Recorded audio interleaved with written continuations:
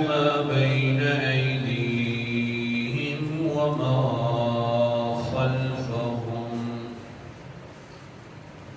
الآية صدق الله العظيم يعلم جلد ہے ما بین ایدیہم جو کچھ ان کے آگے ہے وما خلفهم اور جو کچھ ان کے پیچھے ہے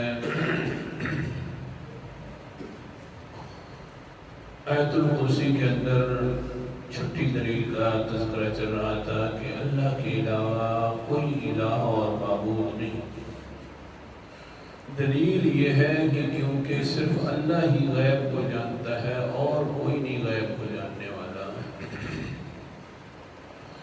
یہ عقیدہ اپنانا بہت ضروری ہے کہ ہر حال سے ہر بات سے واقف ہے تو صرف اور صرف اللہ تعالیٰ لیکن عقیدے کے ساتھ اس کے مطابق عمل کرنا بھی ضروری ہے کہ ہم جو بھی کر رہے ہیں اللہ ہمیں دیکھ رہا ہے سزا دے گا لہذا ہم گناہ کبیرہ نہ کریں بچ جائیں اس سے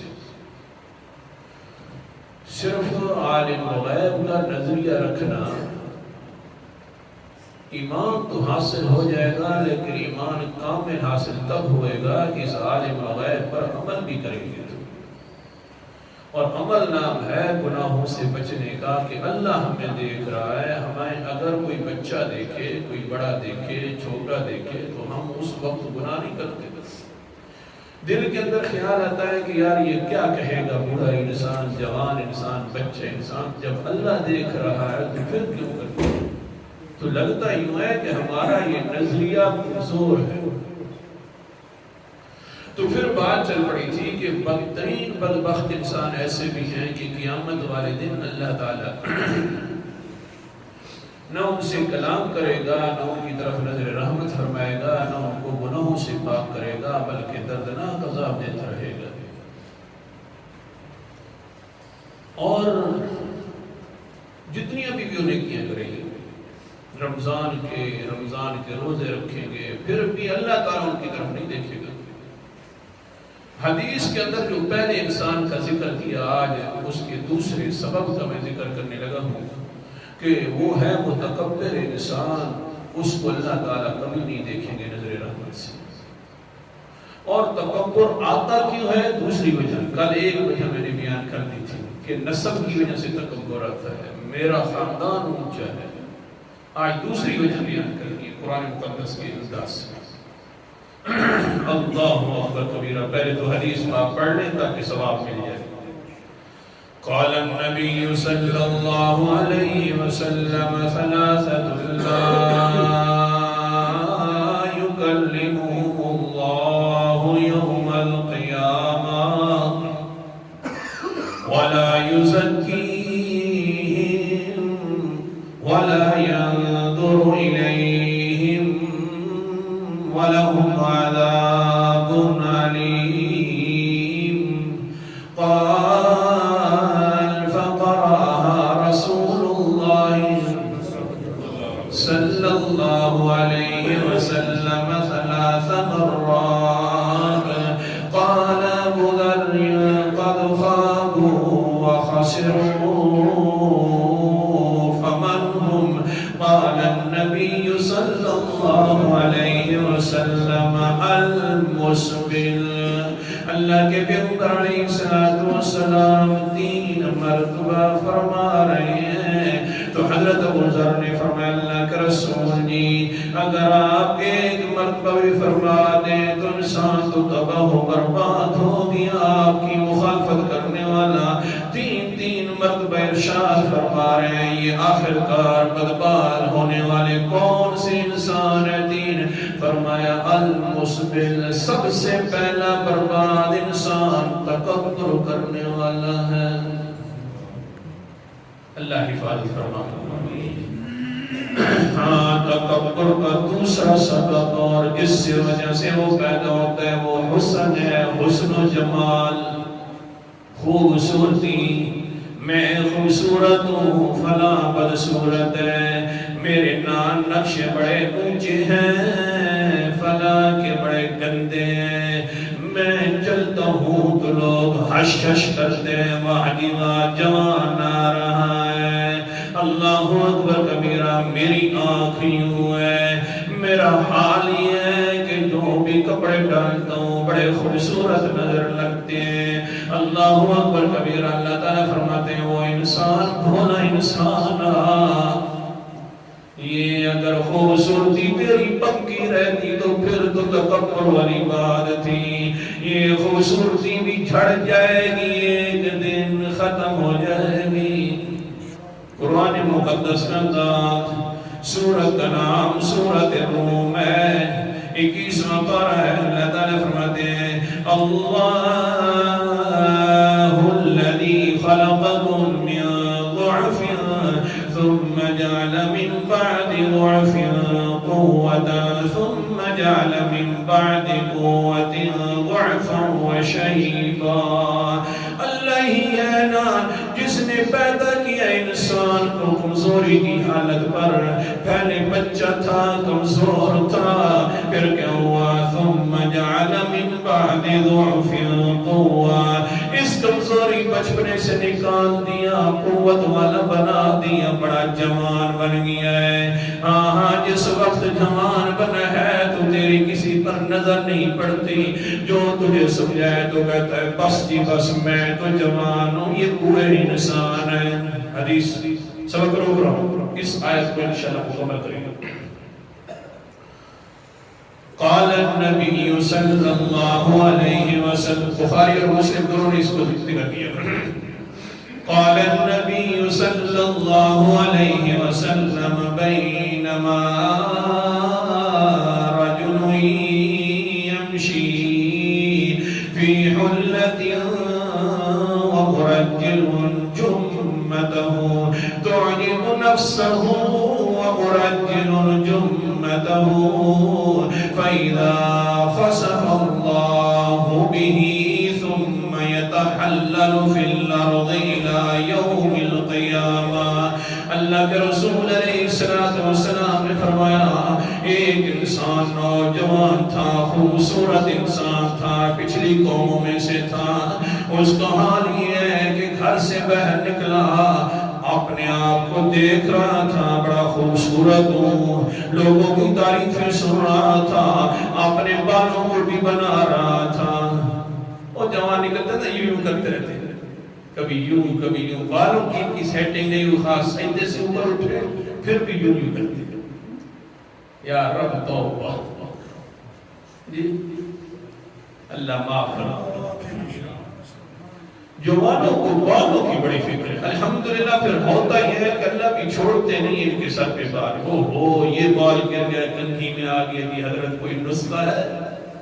کبھی کسی ڈاکٹر کے پاس یار میرا بال نہیں کھڑتے اپنی جگہ پر، گھومتے رہتے ہیں۔ توبہ، اللہ تعالیٰ والدہ صاحبہ کو غریب کی رحمت فرماوے۔ ہمارے پاس نہ شیشہ ہوتا نہ کنگھی ہوتی، اگر ہم کبھی شیشہ دیکھ رہے ہوتے تو بڑی غصہ ہوتی اور کہتے ہاں تھوڑا سونے مہربانی کر شیشے رکھنے کی ضرورت نہیں ہے۔ اس کے بعد الحمدللہ ایسے ہوا حساب کہ کبھی بالوں کے بارے میں سوچا بھی نہیں ہے کہ کیسے ہے یہ کیسے ہے۔ ہاں اچھا، اللہ کے رسول علیہ السلام نے فرمایا وَبَيْنَمَا رَجُلٌ يَمْشِي فِي حُلَّةٍ وَتُعْجِبُهُ نَفْسُهُ، ایک انسان اپنے گھر سے باہر نکلا، بال ہیں بنے ہوئے، بڑا خوبصورت لباس ہے، تکبر کر رہا تھا، بالوں کو جوڑ رہا تھا، بالوں پر ہاتھ مار رہا تھا، گلی کے اندر آیا، تعجب ہوا اپنی ذات پر اور تکبر کر بیٹھا۔ اللہ تعالیٰ نے فوراً ہی فیصلہ فرما دیا، اِذَا خَسَفَ اللَّهُ بِهِ، اللہ تعالیٰ نے اس کو زمین میں دھنسا دیا۔ حدیث پڑھاؤ، زمین میں دھنسا دیا۔ صحابہ نے پوچھا اللہ کا رسول پھر کیا بنا؟ قال النبی صلی اللہ علیہ وسلم القيامة وهو يتجلل في الأرض إلى يوم القيامة. یہ جو تکبر کرنے والا انسان تھا اللہ تعالیٰ اس کو قیامت تک زمین میں دھنساتا رہے گا. تکبر بہت گندی بیماری ہے. اور سب تکبر اللہ تعالیٰ فرماتے ہیں میں نے بچپنے سے کمزوریوں سے اس کو ایک حسن والی زندگی دے دی. یہ جب زندگی انسان سمجھ جائے اس میں اپنے آپ کی خیر خائی کر لے تو پھر کامیاب ہے انسان. اگر کسی کے اندر تباہ و برباد ہو گیا یہ تو پہلے انسان کی میں نے واقعہ سنایا ہے. اب اس امت کے انسان کا بھی واقعہ سنو. نام اس کا ابو لہب ہے. میں نے بھی اس کا یہ نام رکھا گیا تھا ابو لہب. اس کا لقب بن گیا تھا ورنہ تو اس کا نام عبد العزہ تھا.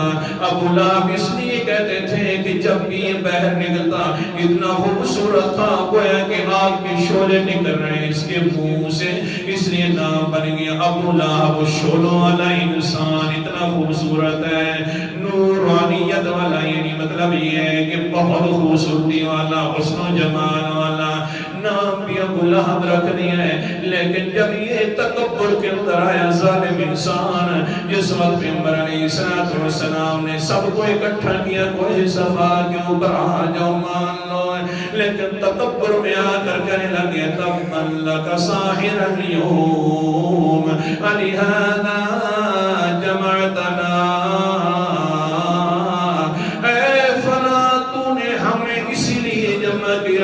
تیرے دونوں ہاتھ ٹوٹ پڑے. متکبر تھا بڑی خوبصورتی کے اندر جو سمجھ رہا تھا اپنے آپ کو. اللہ تعالیٰ نے جواب اتار دیا. اللہ اکبر کبیرہ. سورت کا نام سورت اللہب ہے اور آخری فرمایا تبت یدا ابی لہب وتب ما اغنی عنہ مالہ وما کسب. اے ابو لہب تیرے دونوں ہاتھ ٹوٹے میرے پیغمبر تو جتھے پیروں میں ستھائی خیر تبت یدا ابی لہب وتب. تیرے دونوں ہاتھ ٹوٹ جائے او ابو لہب ما اغنی عنہ مالہ وما کسب. تجھے کوئی چیز بھی نفع نہیں دے گی نہ مال دے گا نہ جو تو نے کمایا کچھ بھی نفع نہیں ہوگا.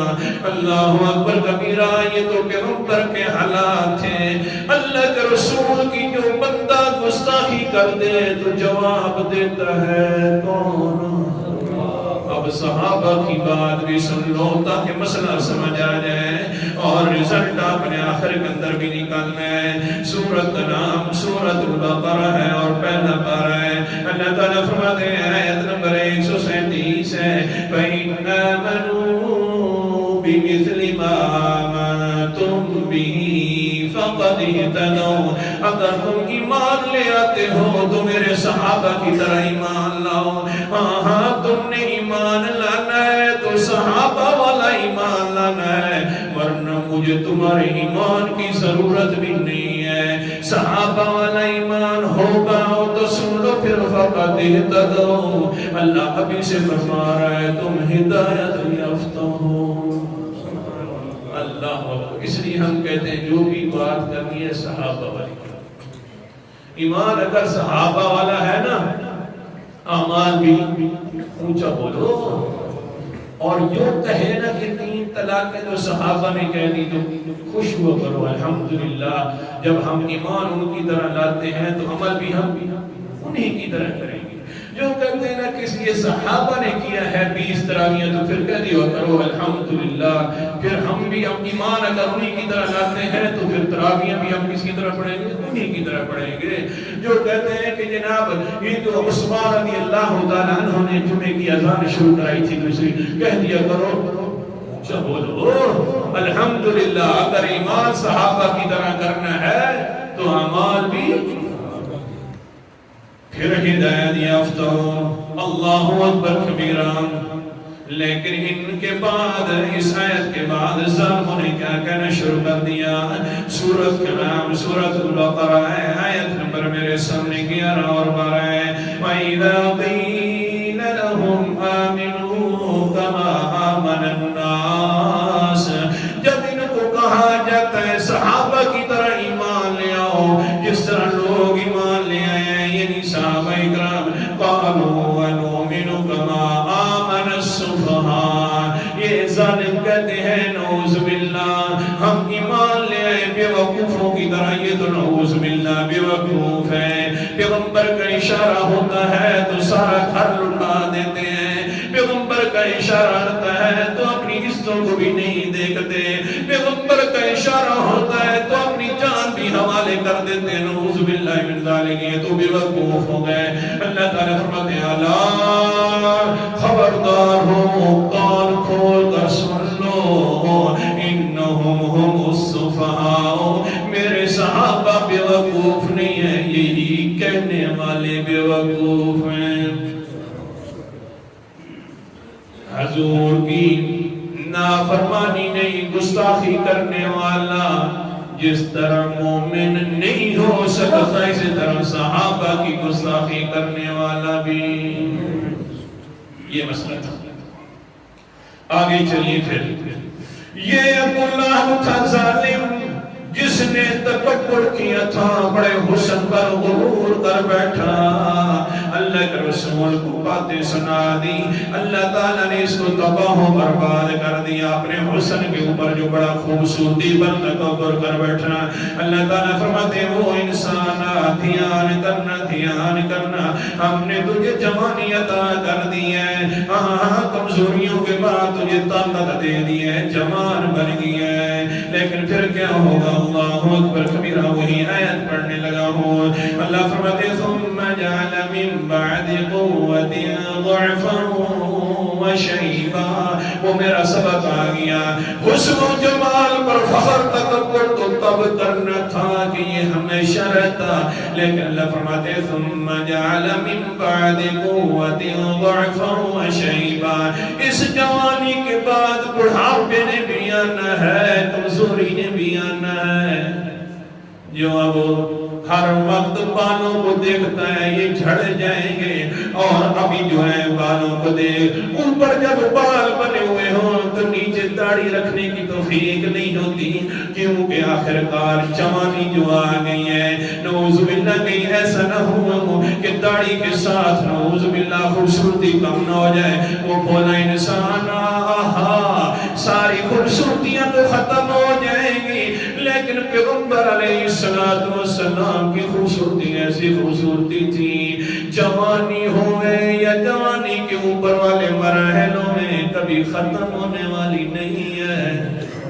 کہہ دو ہاں، جوانی ہو تو پھر بھی خوبصورت ہے، بچپن ہو تو پھر بھی خوبصورت ہے، جوانی کے بعد والے مراحل آ جائے. صحابہ اکرام رضی اللہ تعالیٰ مجمعین فرماتے ہیں ہمیں اللہ پاک کی قسم ہے جب بھی ہم صبح کو دیکھتے تھے پہلی صبح سے زیادہ خوبصورت نظر آتے، یوں لگتا کہ یار آج والی جو خوبصورتی ہے پیغمبر کے اوپر بڑی اچھی لگ رہی ہے، لیکن پھر دوسرے دن دیکھتے تو اس سے بھی زیادہ خوبصورت ہو جاتے ہیں، تیسرے دن دیکھتے تو اس سے بھی زیادہ خوبصورت ہو جاتے ہیں. ہاں جس وقت موت والے مراحل آئے ہیں پیغمبر علیہ السلام کے اوپر، یہ جو ہوتا ہے بخار ہو یا کوئی بیماری ہو، موت سے پہلے تو انسان کی جھریاں بھی نکل آتی ہیں، حواس اس کے جو ہوتے ہیں وہ بھی خراب ہو جاتے ہیں، لیکن ہمارے پیغمبر کے جو صورتی تھی خوبصورتی وہ اور زیادہ نکھر کر سامنے آ گئی ہے.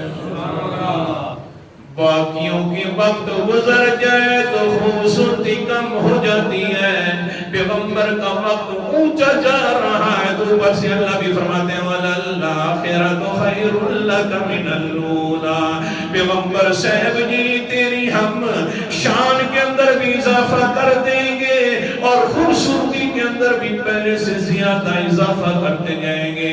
اگر اتنے اونچے انسان داڑھی سے خوبصورت نظرتے ہیں تو تو ہم بھی خوبصورت نظریں گے. ہاں جی اسی وجہ سے ہو رہا ہے. اللہ اکبر کبیرہ. آیت پوری کرنی ہے.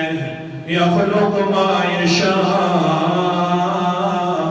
اللہ اکبر کبیرہ. سبحان اللہ. آیات وقت نہیں اتنا کہ تو آپ کو حوالے دکھاؤں زیادہ. اللہ کی ٹھیک ہے تیرے یہ تو بندے جو تھے بڑے پیارے تھے کیونکہ خود انہی کی قسمیں اٹھاتا ہے اور پھر ان کے اوپر یا اللہ یہ جو جوانی تھی جوانی رہنے دیتا اللہ جی. بڑھاپا کیوں آ گیا؟ دوسروں کا سہارا کیوں لے رہا ہے؟ تیرا یہ برا انسان ہے. تو اپنی زبان پیغمبر کے ساتھ فرماتا ہے اے میرا پیغمبر جب یہ بوڑھا میرے سامنے ہاتھ کھڑے کر دے تو میں ہاتھ پھرنے سے پہلے اگر میں اس کے اوپر راضی نہ ہو جاؤں تو مجھے شرم آتی ہے. اتنا جب یہ اونچے مقام والا تھا اللہ جی آخرکار پھر تو نے اس کو بوڑھا کیا کیوں ہے؟ تیری رحمت ہوتی تو جوان رہتا. اللہ فرماتے ہیں یا خلق ما یشاء. پہلا مسئلہ تو سمجھ لے اللہ جس طرح چاہتا ہے کر گزرتا ہے پیدا کرتا ہے. دوسری بات وَهُوَ الْعَلِيمُ. اللہ اس مسئلے کو جاننے والا تھا. اگر میں یہ بوڑھا اس کو کرتا بھی نہیں جوان رہتا جس طرح جوان عام طور پر میرے باغی ہوتے ہیں یہ بھی باغی بنا رہتا. مجھے پتہ تھا میں جاننے والا تھا. اس کو میں نے بڑھاپے کی شناخوں میں لے کر آ گیا تاکہ جب کمزور ہوئے گا دھیان میری طرف ہوئے گا اور پھر کہے گا اللہ مجھے معاف کر دے میں آ رہا ہوں تیرے پاس. میں نے یہ سارا کام العلیم جان بوجھ کر کیا ہے. میں نے یہ کیا بھی جان بوجھ کر ہے تاکہ میرا بندہ میری طرف آ جائے. تو پھر جب توبہ کرے گا القدیر تو میں توبہ قبول کرنے والا ہوں اور قدرت بھی رکھنے والا ہوں. یہ بڑھاپا یہ اللہ کی نعمت ہے اس پر پریشان نہیں ہونا چاہیے. مسئلہ تو یہ سمجھا رہا تھا کہ حسن و جمال باقی رہنے والا نہیں تو پھر تکبر کس بات کا ہے. تو دوسری وجہ تکبر کی حسن و جمال ہے. اس پر نہیں اترانا چاہیے. اللہ تعالیٰ کرنے کی توفیق عطا فرمائے.